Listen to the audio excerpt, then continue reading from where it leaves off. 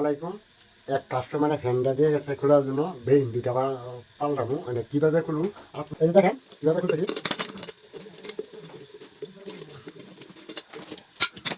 এটা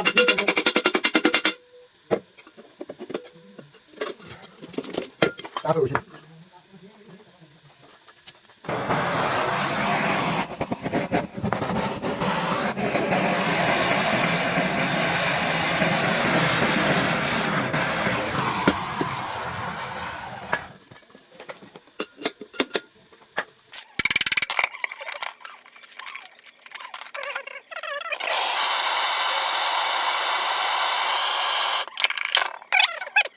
ওইটা আমাদের গেছে পানি পানি গিয়ে এই অবস্থা হয়েছে।